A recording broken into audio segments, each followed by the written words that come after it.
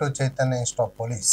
నేను మీ బయాలజీ నరసింహారెడ్డి. ఈరోజు SI constable కావచ్చు, group 1, group 2, group 3, group 4 groups అయితేనేమి, ఫారెస్ట్ బీట్ ఆఫీసర్స్ కానీ, లేదా సెంట్రల్ పోస్టుల్లో ఆర్ఆర్బి గ్రూప్ డి పోస్టులో ఏవైతే ఉన్నాయో వాటన్నిటిలో కామన్గా వస్తున్నటువంటి క్వశ్చన్ ఏంటంటే రక్త ప్రసరణ వ్యవస్థ.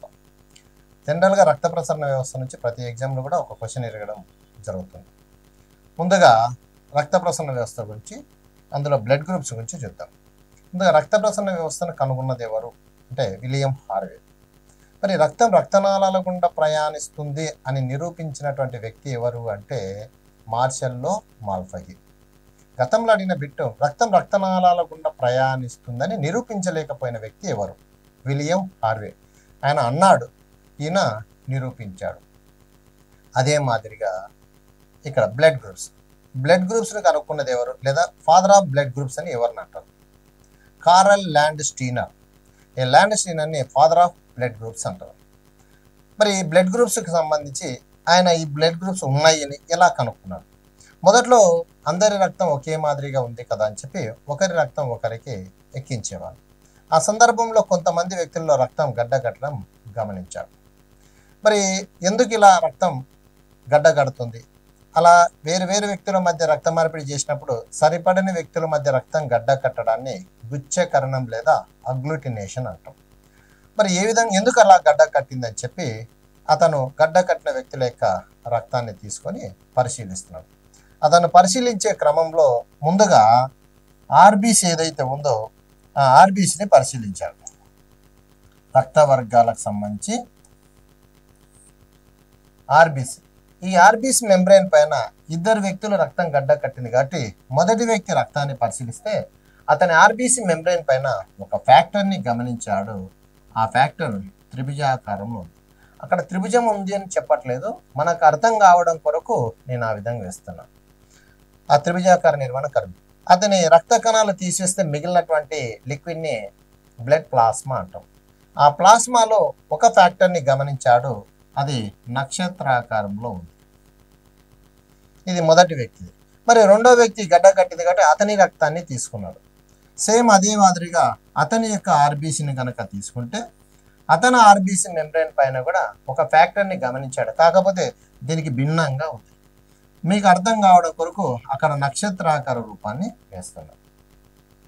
అయితే అక్కడ ప్లాస్మా ఏదైతే ఉందో ఆ ప్లాస్మాలో ఇతని లోపల త్రిభుజాకార నిర్మాణం కనిపించింది. ఇద్దరు.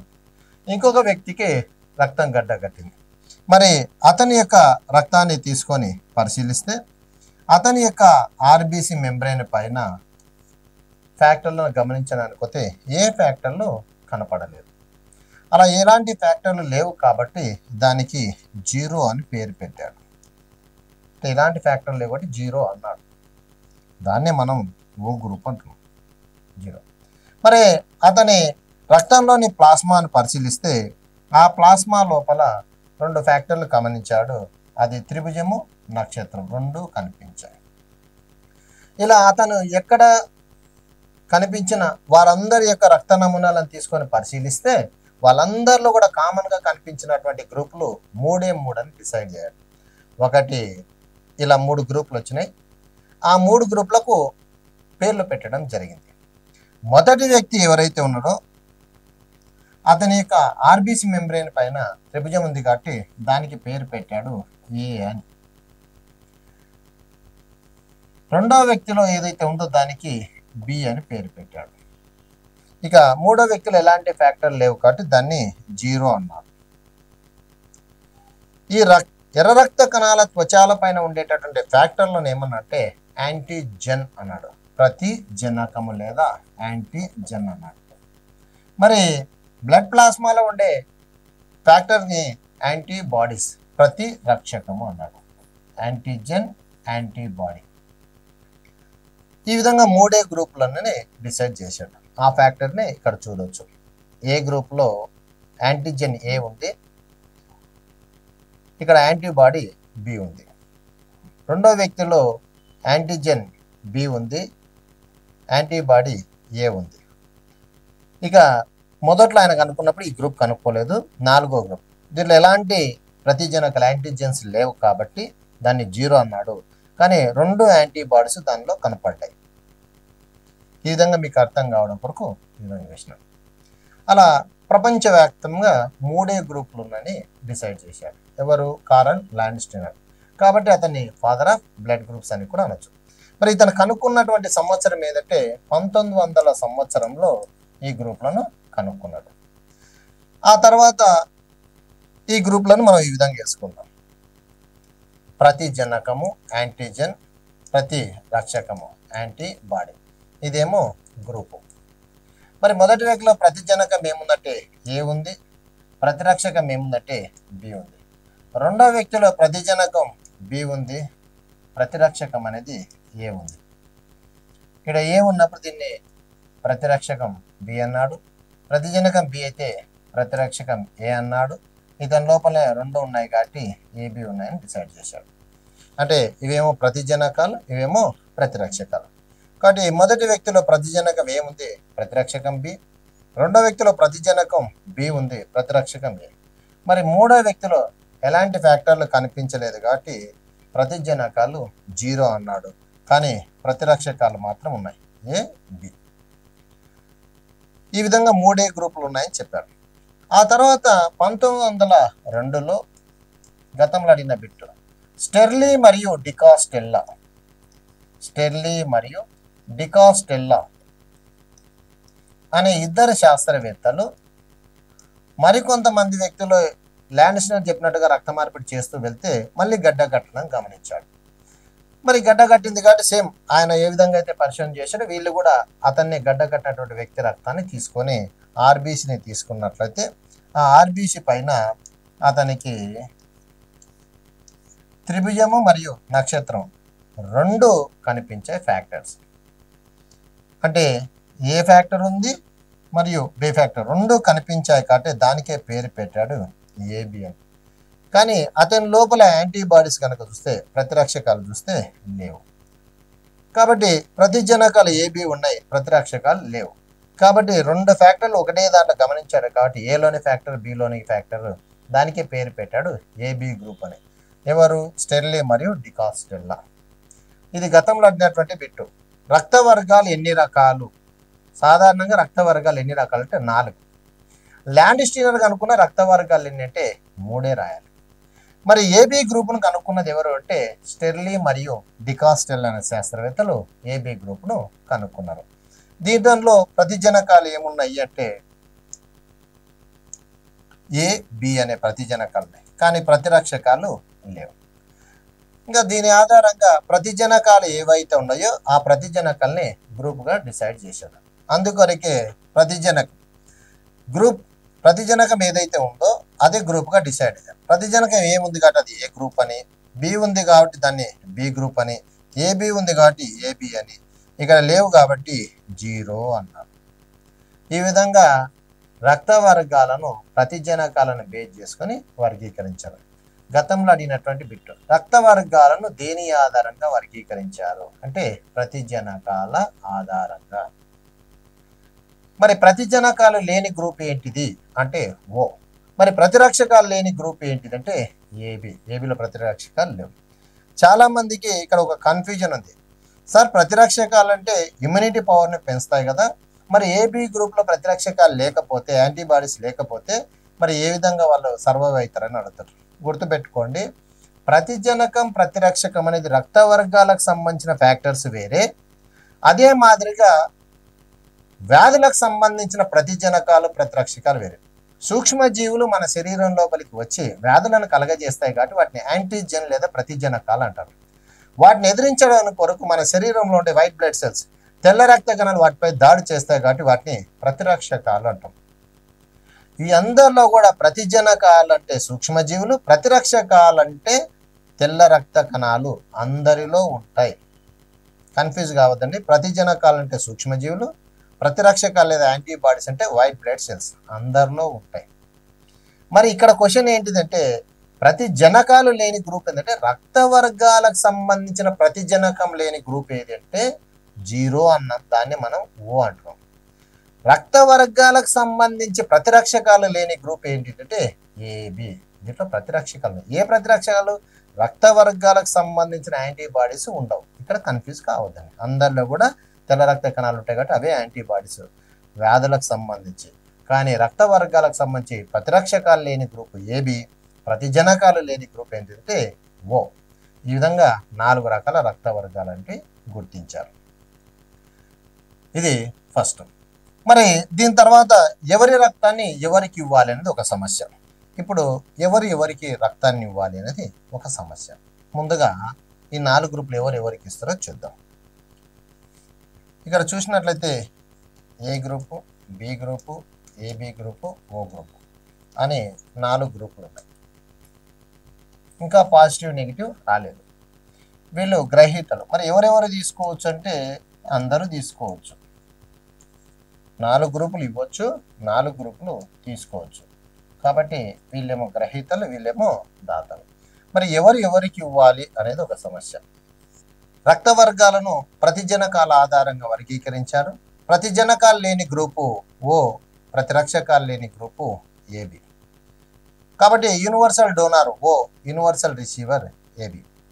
మరి 4 గ్రూపులు ఉన్నాయి కాబట్టి ఈ 4 గ్రూపులు ఎవరికి రక్తాన్ని ఇవ్వచ్చు అనేది ఒకసారి చూసినట్లయితే సేమ్ గ్రూపుల మధ్య రక్త మార్పిడి చేసుకోవచ్చు. అంటే ఏ గ్రూపు ఏ గ్రూప్కి ఇచ్చుకోవచ్చు, అదే మాదిరిగా బి గ్రూపు వాళ్ళు బికి ఇచ్చుకోవచ్చు, అదే ఏబి గ్రూపు ఏబి వాళ్ళకి ఇచ్చుకోవచ్చు, మరి ఓ గ్రూప్ అంటే ఓ గ్రూప్కి ఇవ్వచ్చు.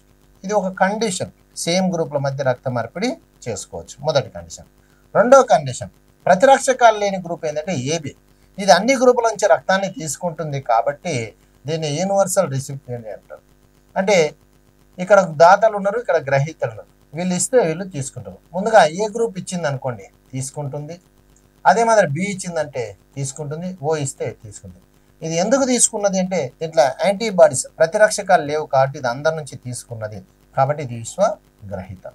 మూడవ కండిషన్, ప్రతిజనకాలు లేని గ్రూప్ ఏంటంటే ఓ. దీనిలో ప్రతిజనకాలు లేవు కాబట్టి ఎవరికైనా రక్తాన్ని ఇవ్వచ్చు. ఏకి ఇవ్వచ్చు, అదే మాదిరి బికి ఇవ్వచ్చు, ఆల్రెడీ ఇచ్చుకొని ఉంటాయి. ఇది ప్రతిజనకాలు లేవు కాబట్టి అందరికి ఇచ్చింది, దీన్ని యూనివర్సల్ డోనార్ అంటాం. ఇందులో ప్రతిజనకాలు లేవు కాబట్టి అందరికి ఇచ్చింది అది యూనివర్సల్ డోనార్ అని. ప్రతిరక్షకాలు లేవు కాబట్టి అందరి నుంచి తీసుకున్నది కాబట్టి దీన్ని యూనివర్సల్ రిసీవర్ అంటాం. ఇదే యూనివర్సల్ రిసీవర్, ఇదేమో యూనివర్సల్ డోనార్. ఈ విధంగా 4 గ్రూపులు ఎవరెవరికి ఇవ్వచ్చు ఒక కండిషన్ అనేది అర్థమైంది. అంటే ఈ ప్రకంగా ఏ వాళ్ళు ఏకి ఇవ్వచ్చు, మరి అదే మాదిరిగా ఏబికి ఇవ్వచ్చు.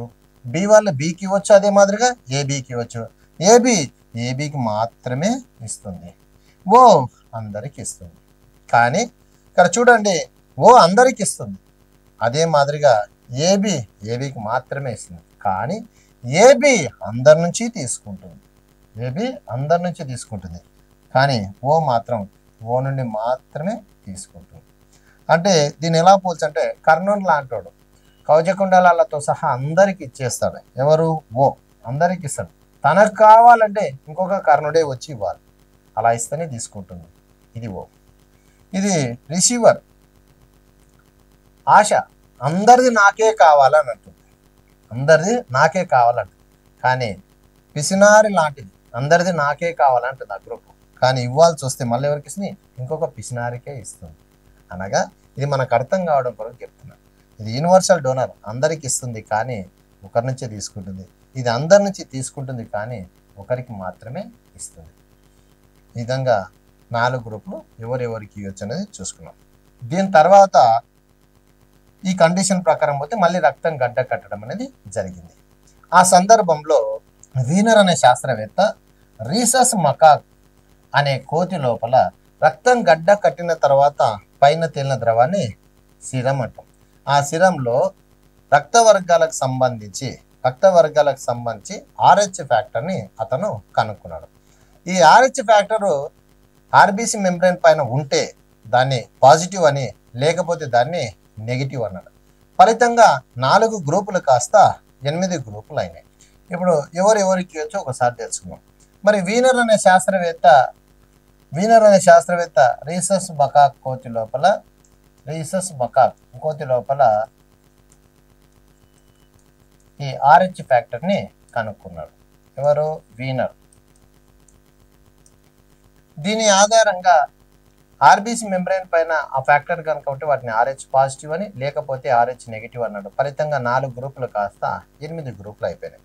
దాని ప్రకారంగా చూసుకున్నట్లయితే A positive, A negative, B positive, B negative, AB positive, AB negative, O positive, O negative అని ఇలా 4 గ్రూపులు కాస్త 8 గ్రూపులు అయినాయి.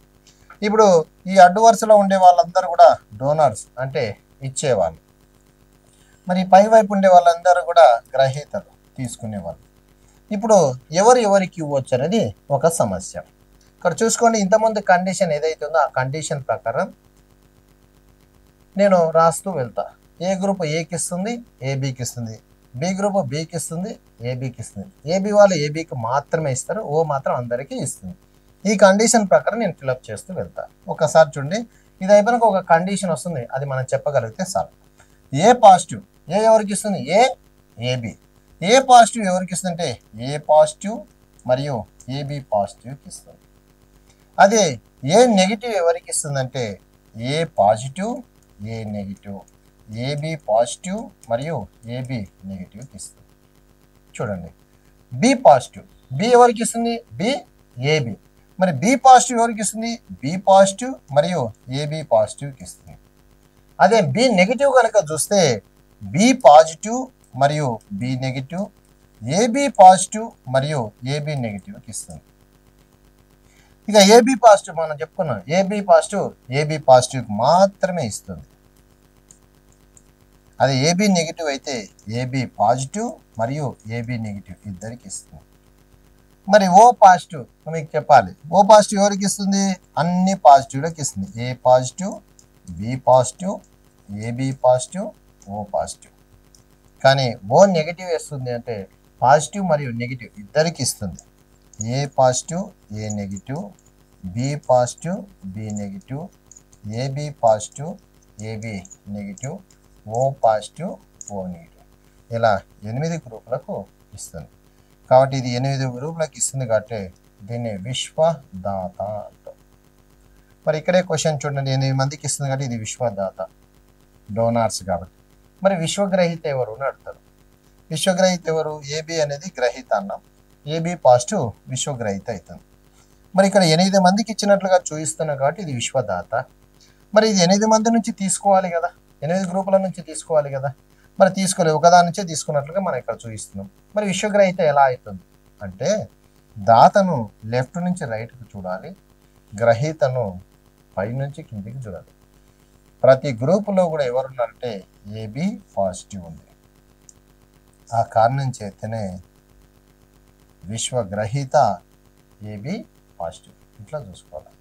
విశ్వదాత ఓ నెగిటివ్, విశ్వగ్రహీత ఏబి పాజిటివ్ ఇలా ఉంటుంది. ఇలా రక్త వర్గాలకు సంబంధించి చాలా సందర్భాల్లో అడిగినటువంటి క్వశ్చన్.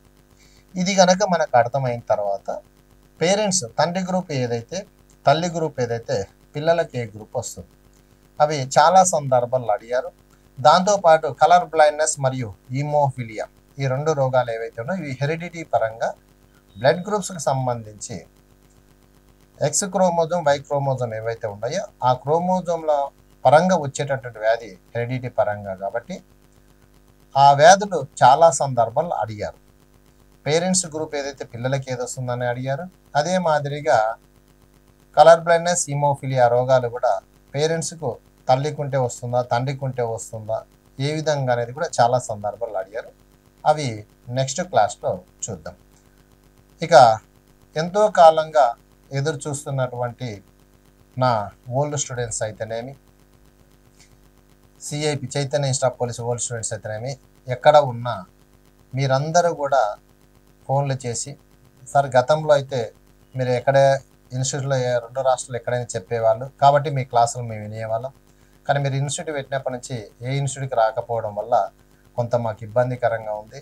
కాబట్టి ఎక్కడైనా మీరు ఆన్లైన్ క్లాసెస్ ఉంటే చెప్పండి అని చెప్తే వాళ్ళందరినీ దృష్టిలో పెట్టుకొని ఇప్పుడు వస్తున్నటువంటి నోటిఫికేషన్లను దృష్టిలో పెట్టుకొని సరే ఆన్లైన్లో నా బయాలజీ క్లాస్ చెప్పాలని చెప్పి నేను డిసైడ్ అయ్యాను. వీళ్ళందరి కోరిక మేరకు నేను రెగ్యులర్గా బయాలజీ క్లాసులు చైతన్య ఇన్స్టిట్యూట్ ఆఫ్ పోలీస్ ఆ యాప్ను డౌన్లోడ్ చేసుకోండి. ఇక ముందు క్లాస్ ఏదైతే ఉందో దాన్ని షార్ట్స్ రూపంలో ముందుగానే నేను తెలియజేస్తా. ఆ క్లాసు తర్వాత మరుసటి రోజు మీరు క్లాస్ వినండి. మధ్యలో క్లాస్ చెప్తూ ఉన్నప్పుడు నేను కొన్ని క్వశ్చన్లు ఇస్తా, దాన్ని కామెంట్ చేయడం, స్పాట్లో మీరు కామెంట్ చేయడం నేర్చుకోండి. ఇక్కడ సబ్జెక్టు చెప్పడం ఒకటే కాదు, ఎగ్జామ్లో తెలియని బిట్టు వస్తే ఏ విధంగా ఆన్సర్ చేయాలి, ఆ ప్రాక్టీస్ కొరకే, అది నేర్పడం కొరకే నేను మీ దగ్గరికి వచ్చాను. ఇందులో నేను చెప్పేటప్పుడు మధ్యలో ఎక్కడైనా క్వశ్చన్ అడిగినప్పుడు వెంటనే మీరు వీడియోని ఒకసారి పాజ్ చేసి కొద్దిగా ఆలోచన చేయండి. అవసరమైతే మళ్ళీ ఒకసారి ఆ క్వశ్చన్ని మళ్ళీ ఒకసారి రిపీట్గా విని ఆ క్వశ్చన్ ఆన్సర్ చేయడానికి ట్రై చేయండి. చేసి దాన్ని కామెంట్ రూపంలో తెలియజేయండి. కామెంట్ చేసిన తర్వాత ఒకసారి చూడండి, మీరు చేసింది కరెక్టా రాంగ్ అనేది మీకు తెలిసిపోతుంది. ఈ విధంగా ఎప్పటికప్పుడు క్లాసు వింటూనే ఆ క్వశ్చన్ ఇవ్వడం, మీరు కామెంట్ చేయడం వల్ల అతి త్వరలోనే సబ్జెక్టు వినడం కాదు, సబ్జెక్టును నేర్చుకుని వెళ్ళిపోవచ్చు. ఒక సబ్జెక్టులో ఏ విధంగా చదవాలో నా బయాలజీ సబ్జెక్టులో నేను నేర్పిస్తా. ఒక సబ్జెక్టు పరిపూర్ణంగా నువ్వు నేర్చుకుంటే మిగతా సబ్జెక్టు కూడా ఎలా చదవాలి, క్వశ్చన్ ఏ విధంగా వస్తుంది, మనం ఏ విధంగా ఆన్సర్ చేయాలనే విషయాలు కూడా నేను చెప్తాను. కాకపోతే ఆఫ్లైన్లో ఉన్నంత కంఫర్ట్ ఆన్లైన్లో ఉండదు కాబట్టి కొంత లిమిట్లోనే నేను చెప్పాల్సి ఉంటుంది. ఆఫ్లైన్లో అయితే పిల్లలు ఎదురుగా ఉండడం వల్ల వాళ్ళతో ఇంటరాక్ట్ అవుతూ ఎప్పటికప్పుడు స్పాట్లో క్వశ్చన్ అడగడం, మీరు స్పాట్లో దాని గురించి ఆన్సర్లు చేయడం వల్ల ఇంకా ఆ క్లాస్ అనేది అద్భుతంగా ఉంటుంది. సరే, అవకాశం లేని వాళ్ళు, దూర ప్రాంతాల్లో ఉండేవాళ్ళు, ఆల్రెడీ కోచింగ్లు అయిపోయిన వాళ్ళు ఒకసారి రివిజన్ చేసుకోవడానికి చేసి గతంలో రాసినటువంటి ఎగ్జామ్లో మిస్టేకులు చేసిన ఏవైతే మిస్టేకులు చేశారో వాటిని కూడా తెలుసుకోవడానికి మీ అందరినీ దృష్టిలో పెట్టుకొని నేను ముందుకు రావడం జరిగింది. ఈ రోజు నుంచి రెగ్యులర్గా యాప్లో ఉంటుంది కాబట్టి చైతన్య ఇన్స్టిట్యూట్ ఆఫ్ పోలీస్ అనే యాప్ను డౌన్లోడ్ చేసుకోండి.